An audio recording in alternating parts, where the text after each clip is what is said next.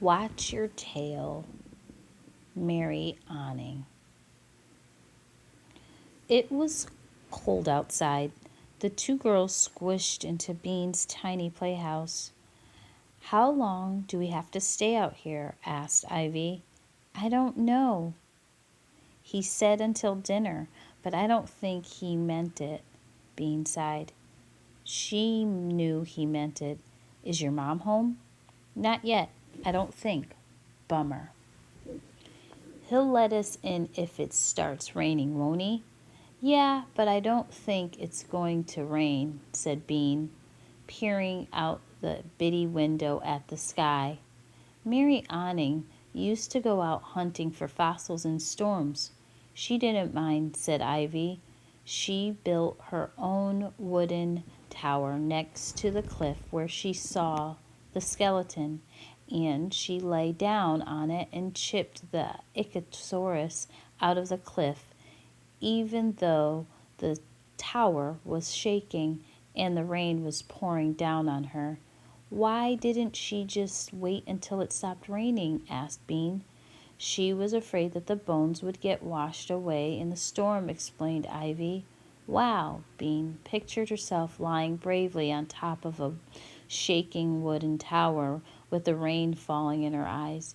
It took her a year to get the whole body out, Ivy added. "Chip, chip, chip. A tiny bit at a time." "A year?" yelped Bean. "Didn't she get bored out of her mind?" "No," said Ivy. "It takes a lot of patience to dig up fossils." She sat up and peered out of the other itty-bitty window of the playhouse. "Dinosaurs lived all over, you know." "I know. There are dinosaurs around here, too." "Not ichthysauruses, but other kinds. Maybe just little ones," said Bean. "Maybe just little ones," said Ivy, "but still dinosaurs." "I've always liked those little ones with the deadly claws," said Bean. Mary Anning found fossils right on the top of the ground, but sometimes they were buried deep in the dirt. "We might have to dig for a long time before we find one."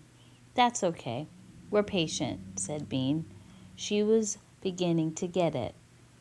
"Where do you keep your shovels?" said Ivy. Bean loved to dig.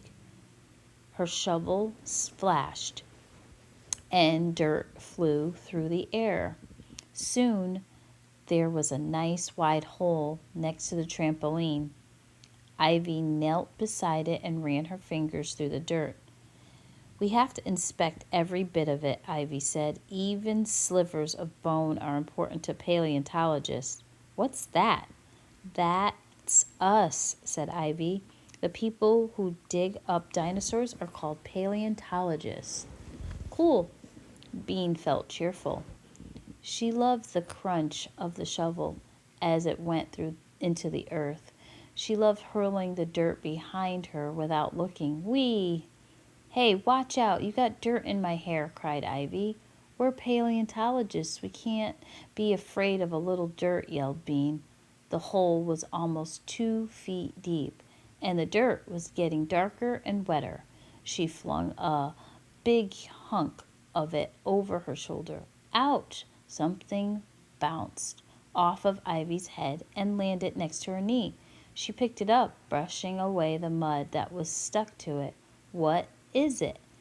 It was about as long as her hand. It was narrow at one end and flared out at the other. It was grayish-brown. It was a bone. "Bean," Ivy gasped. "Look it. I got one." Bean's shovel crashed to the ground and she rushed to Ivy's side. Ivy handed her the gray brown bone. Bean stared at it and then gave a long whistle. "Watch your tail, Mary Anning," she said. "Here we come."